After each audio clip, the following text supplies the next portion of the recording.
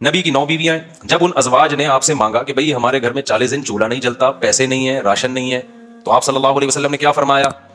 قرآن کی آیتیں نازل ہوئیں, یا ایھا النبی قل لازواجک, آپ اپنی بیویوں سے کہہ دیجئے اگر تمہیں دنیا کی دولت چاہیے تو میں تعالینا امتعکن, میں تمہیں پیسے دے دیتا ہوں, واسرحکن سراحا جمیلا, اور عزت کے ساتھ تم سب کو رخصت کر دیتا ہوں. بھئی کسی پیسے والے سے شادی کر لو.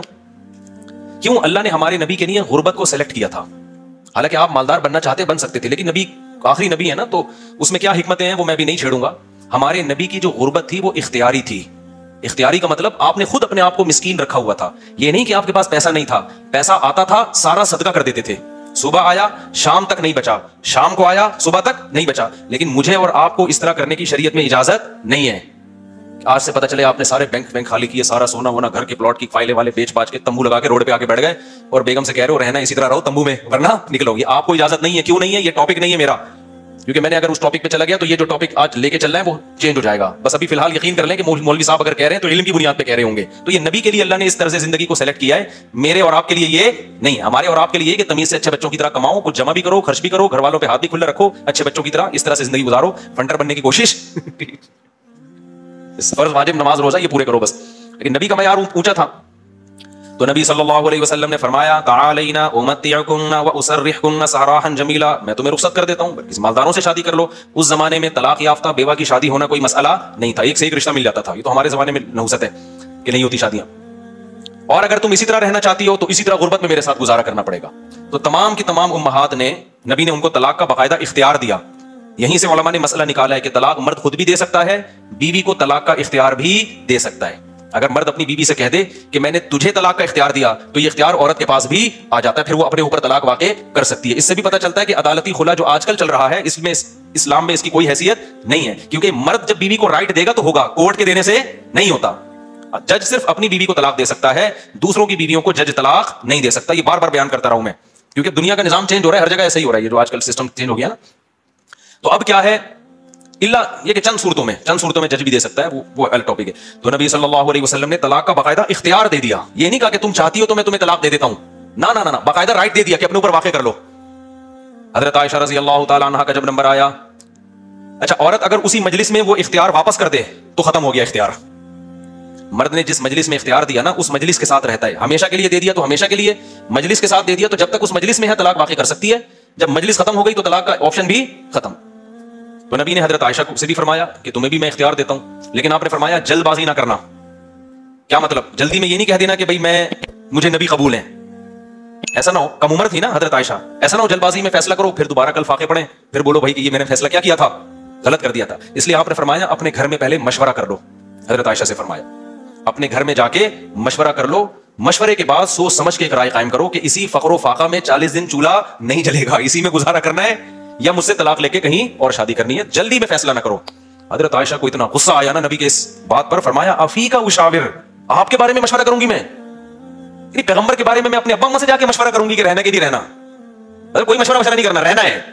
یہ جو غیر مسلم طنز کرتے ہیں نا کہ پیغمبر نے شادی کی اتنی کم عمر میں, اتنی بڑی عمر میں ایک 9 عمر لڑکی سے, تو اس 9 عمر لڑکی کو طلاق کا اختیار دیا جا رہا ہے اور وہ کہہ رہی ہے کہ آپ کے بارے میں نے کسی سے مشورہ نہیں کرنا. یہ سوال ہی غلط ہے. افیکا اشاور, یہ کیسے ہو سکتا ہے؟ آپ جیسا شوہر مجھے کہاں ملے گا؟ کوئی مشورہ نہیں, آپ کے ساتھ ہی رہنا ہے.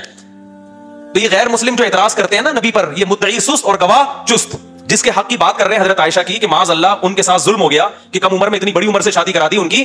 اس کم عمر کو تو یہ احساس نہیں ہو رہا, ان کو تو یہ ہو رہا ہے کہ اس سے اچھا رشتہ میرے لیے اس کائنات میں کوئی نہیں ہے. ہندو اور عیسائی کو اعتراض ہو رہا ہے کہ بچی پہ کیا ہو گیا؟ ظلم ہو گیا. اس کو کہتے ہیں مدعی سست اور گواہ بولو چست. جیسے کہ آپ لوگ بالکل بھی چست لگ نہیں رہے ہو مجھے اس وقت تراویح کی وجہ سے. تو یہ خود ہمارے پیغمبر کی ایک بہترین سیرت ہے کہ اتنی عمر میں ہو کے ایک کم عمر سے 9 عمر سے نکاح کیا, اور کھلانے پلانے کو بھی کچھ نہیں ہے, اور 8 سوکنے بھی ہیں, پھر بھی وہ کہہ رہی ہیں کہ آپ کے بارے میں مشورہ بھی نہیں کرنا میں نے. حالانکہ اب تو زندگی گزار چکی تھی نبی کے ساتھ. اگر وہ شروع میں فیصلہ معاذ اللہ غلط ہو گیا تھا شادی کا, تو اب تو ٹائم گزر چکا تھا نا, اب تو آپ کے پاس آپشن تھا بھائی میں نہیں رہتی. وہ کہہ رہی ہیں آپ کے بارے میں نے مشورہ بھی نہیں کرنا, اور یہ ناممکن ہے. یہ کیسی بات آپ کر رہے ہیں؟ میں آپ کے بارے میں کیسے مشورہ کر سکتی ہوں؟ خدا کی قسم کسی غیر مسلم میں غیرت ہوگی نا, غیرت, ہٹ دھرم اور ضدی نہ ہو. اس بات کو پیغمبر کی نبوت کی دلیل سمجھ کے محمد صلی اللہ علیہ وسلم پر ایمان لے کر آئے گا کہ آپ جیسی پاکیزہ سیرت اور آپ جیسے کامیاب شوہر اس کائنات میں گزرے نہیں ہیں. آج کوئی 50 سال کا 9 سال کی سے کر کے دکھائے, چند دن گزارے اور کھلانے کو روٹی بھی نہ ہو. अच्छी भला जो बीवी होगी ना वो मार्केट से क्या हो जाएगी, शॉर्ट हो जाएगी। बल्कि आज जो मार्केट से शॉर्ट हो रही हैं बीवियां वो वाली हो रही हैं जो जोड़ की शादियां, जो जाहिरी एतबार से भी जोड़ की शादियां। 25 साल के लड़के की 24 साल की लड़की से शादी हो रही है, 25 साल का ये पीएचडी भी है, प्रोफेसर भी है और करोड़ रुपए कमा भी रहा है, और बेगम गरीब भी है। फिर भी जिस दिन मार्केट से आटा शार्ट हुआ, बेगम उसी दिन मार्केट से शार्ट हो गई। आटा शार्ट होने की फिक्र इतनी नहीं होती जितनी उसको बेगम के शार्ट होने की। हमारे पास तो केसेस आ रहे हैं ना, कोर्ट में भी आ रहे हैं, जरा सा बेरोजगार हुआ बेगम शार्ट, वो कहती तेरे में है क्या जो मैं तुझसे तेरे साथ रहूं, एक आटा तेरा था वो भी नहीं है भाई। तो ये मोहम्मद सल्लल्लाहु अलैहि वसल्लम के बेहतरीन शौहर होने की दलील। मैदान जंग में आपसे बेहतरीन कमांडर कोई नहीं, सियासत में आपसे बेहतरीन सियासत किसी के पास नहीं, घर में आपसे बेहतरीन शौहर कोई नहीं। एक ही वक्त में तमाम बेहतरीन सिफात अल्लाह ने अकेले मोहम्मद सल्लल्लाहु अलैहि वसल्लम में जमा कर दी, जबकि असबाब और वसाइल बिल्कुल भी नहीं है। असबाब और वसाइल तो पैसे को बोलते हैं ना, वो बिल्कुल भी नहीं है। अब मैं वो उस वाक़े की तरफ आता हूं। अब मुझे बताओ, हाँ तो मैं आपसे ये कह रहा था कि बेगम साहिबा को खूब अच्छा खिलाएं, जो खुद पहने उसको पहनाएं, जो खुद खाएं उसको खिलाएं, लेकिन कुदरत की तरफ से अगर गुर्बत आ गई है भाई तो फिर टेंशन लेने का नहीं है। फिर बेगम अगर कहती है नहीं रहना, कोई बात नहीं बेगम, मैं तो यही कुछ खिला पिला सकता हूं, रहना है रहो, नहीं तो पतली गली से निकलो, हम किसी और से शादी कर लेंगे। एकदम से ना निकाल दो, पहले मुझसे मशवरा ले लेना। बाज़ दफा खवातीन गुस्से में भी कह रही होती है मुझे छोड़ दो, एकदम वो गुस्से में कह रही होती है, 4 दिन के बाद उनका मूड बदल जाता है। खुद से कुछ ना करो, मशवरा ले लिया करो। मेरा तो मकसद सिर्फ ये बताने का है कि टेंशन लेने का नहीं है। एक तो बेरोजगारी की टेंशन, ऊपर से एक और टेंशन अपने ऊपर मुसल्लत करो तो पागल हो जाओगे। टेंशन नहीं, टेंशन सिर्फ एक चीज की लेनी है भाई, वो जो हदीस में आता है, मन कानतिल आखिरतु हम्महु, जिसने आखिरत को अपनी टेंशन बना लिया तो अल्लाह उसकी तमाम टेंशनों को खत्म कर देते हैं, उसकी फिक्रें समेट देते हैं। हमारी टेंशन बस एक है, आखिरत में बख्शिश हो जाए। ना बेगम टेंशन है हमारी, ना बच्चे हमारी टेंशन है, ना कोई और हमारी टेंशन है, ना गवर्नमेंट हमारी टेंशन। मेरी टेंशन ये है कि मुझसे क़यामत के दिन सवाल होगा, मैं उस सवाल में पूरा उतरता हूं या नहीं। अब आटा महंगा होने की टेंशन हम क्यों नहीं ले रहे कि हमारी वजह से नहीं हुआ, मेरी वजह से हुआ होता ना तो मैं टेंशन लेता कि आखिरत में चित्रवाल किसके लगेंगे, हमारे, मेरी वजह से थोड़ी हुआ है। अब अगर हमारे पास मसाइल हैं तो महंगा आटा खरीदेंगे, मसाइल नहीं है तो बेगम को बोलेंगे पापे चाय में डुबोगे, पापे भी आटे के बनते हैं। आहिस्ता आहिस्ता, अल्लाह ना करे हमें वो हालात ना आए, अभी तो अल्लाह खिला पिला रहा है, लेकिन अगर अल्लाह ना करे, खुदा ना ख्वास्ता ऐसे हालात आए तो भाई वही गुजारा करो, 2-3 खजूरें खा लिया करो सुबह शाम। मरता नहीं है भूख से इतनी जल्दी इंसान, और जब आप भूखे रहोगे ना एकदम कोलेस्ट्रॉल कम होगा, जवान हो जाओगे। मैं आपको बताऊं, अभी तो डॉक्टर कह रहे हैं कि भूखा रहने से बेहतर कोई जवान होने का नुस्खा नहीं है, तो डॉक्टर भी इस तरफ आ गए, अगरचे खा दबा के रहे हैं, वो भी मशवरे इस तरह के दे रहे हैं। तो खैर, अब देखो हजरत अबू सईद खुदरी रजी अल्लाह ताला अन्हु नबी के पास आए, सारा घर लुटा दिया।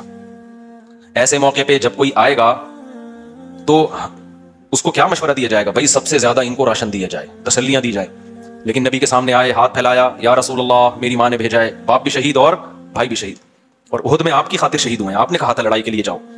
नबी ने फरमाया मैं यस्ताफिफ युरिफहुल्लाह, याद रखो जब तक आखिरत में ईमान नहीं है ना, गैरत के अलावा सब कुछ आएगा आपके अंदर। मैंने बड़े बड़े लालची लोग देखे, दाढ़ियां टोपियों वाले, ऐसे नूर उनके चेहरों पे बरस रहे होते हैं ना, आदमी कहता है पता नहीं कहां से नूर की क्रीमें लगाई हैं इसने।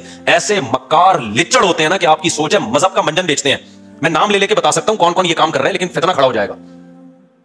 नाम लेके बता सकता हूं कौन दाढ़ी टोपी का मंजन बेच रहा है, ऐसा नेक लगेगा जैसे इससे वो बात ऐसी करेगा वो अल्लाह रसूल के अलावा कोई बात ही नहीं। मुझे डर लगता है गुस्से में कहीं मेरे मुंह से नाम ना निकल जाए उन लोगों का, लेकिन एक बड़ा फितना खड़ा हो जाएगा, इसलिए नाम नहीं ले रहा मैं।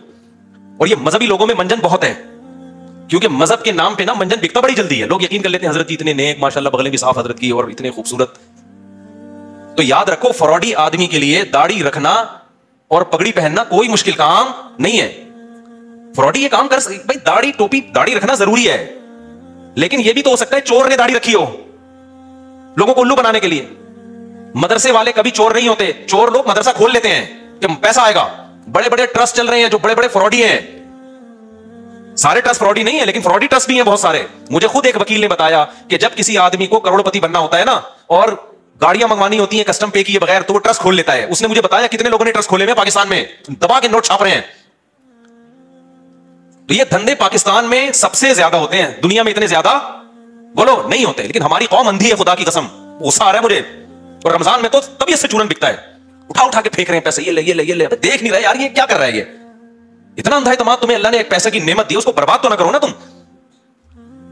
एक और काम रमजान में जहन में रखो, मौजूद सेट रहा हूं, फौरन आ रहा हूं इस तरफ। एक और काम, क्योंकि रमजान में मंजन ज्यादा बिकता है। देखो दीनी मदरसों का जितना मैं कायल हूं ना, आप नहीं कायल। मैं अगर यहां बैठा हूं तो मदरसों की वजह से बैठा हूं, अल्लाह मुझसे जो टूटा फूटा दीन का काम ले रहा है। लेकिन मदरसे में चंदा देने से पहले सोचो ये काबिल एतमाद मदरसा है या नहीं है।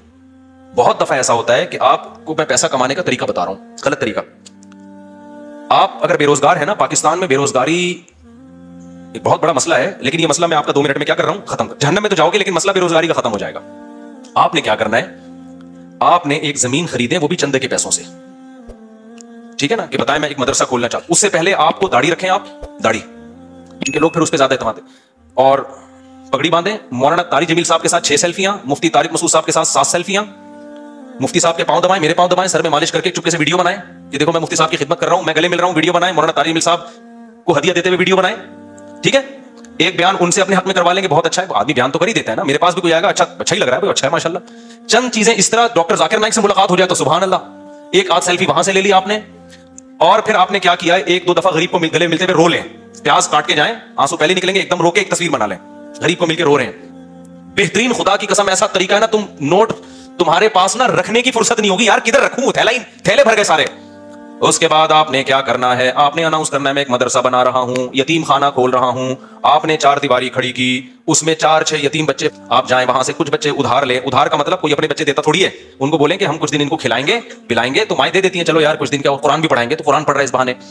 یہ آپ کو پتا ہے, اللہ کو پتا ہے, وہ 4-6 یتیم بچے جو شکل سے بھی یتیم لگ رہے ہوں, اور اگر یتیم نہ بھی ہوں تو وہ بچے جو لگ رہے ہوں یتیم شکل سے, بعض یتیم ہوتے نہیں ہیں, لگتے ہیں یتیم, اللہ کی طرف سے ڈیزائننگ کچھ اس طرح کی ہوتی ہے, وہ لگ کیا رہے ہوتے ہیں, یتیم لگ رہے ہوتے ہیں. رمضان میں بہترین بزنس, تو آپ نے وہ 4 دیواری میں 8, 10, 15, 20 جتنے ہو سکے ایک بھی لے آؤ گے نا تو دھندا تو چلنا شروع ہو جائے گا. وہ یتیم بچے لا کے ڈال دیے, پھر اس کے بعد آپ اپنی 2-4 نمازوں کی تصویریں دعا مانگتے ہوئے, ٹھیک ہے نا, اور پھر آج کل خلافتیں بھی مل جاتی ہیں, ایک آدھ بزرگ کے تھوڑا سا کچھ, آپ 2 نمبر قسم کے بزرگ ہوتے ہیں, ہدیہ ودیہ دی اور تھوڑا سا خلافت لے لی وہاں سے. اس کے بعد پھر میرے بھائی, اب جو آپ کے پاس پیسہ آئے گا نا, آپ آگے آگے اور پیسہ آپ کے پیچھے پیچھے. لوگ کہیں گے یار یہ میری طرف سے بکرا, 10-10, 20-20 لوگ بکرے لا رہے ہوں گے, 9 بکرے آپ کے گھر میں, 1 بکرا کاٹ کے بچوں کو کھلا دو. لوگ سمجھ رہے ہوں گے دیکھو بکرا کھلا رہا ہے نا, یہ لوگ یہ تھوڑی دے رہے ہوں گے کم بخت کھلا کتنا رہا ہے, اور 9 تو گھر میں پہنچائے اس نے, اور وہ قصائیوں سے ان کے رابطے ہیں, وہ بک رہے ہیں مارکیٹ میں. گاڑیاں بڑی بڑی لینڈ کروزر جیسی گاڑیاں, وہ کس کی, مدرسے کی گاڑی ہے. بھائی تیرا ابا تو سائیکل بھی نہیں چلاتا تھا, تیرے پاس اتنی بڑی گاڑی کہاں سے آ گئی, تو کون ہوتا ہے مجھ سے پوچھنے والا, وہ یہ جواب دے گا. ایسی لگژری لائف ہوگی نا, ان 6 یتیم بچوں کو ادھار لیا تھا واپس کر کے, اب سچی مچی کا یتیم آنا شروع ہو جائیں گے. جب پتا چلے گا نا یہ لوگ کھانے میں بکرے کھلاتے ہیں, تو پھر تو جو یتیم نہیں بھی ہیں, ابا کہے گا یار اس کو یتیم ہی فرض کر کے میرے بچے کو بھی یہاں داخل کر لے, بلکہ میرے ابا بھی مر گئے تھے, میں بھی یتیم ہی ہوں.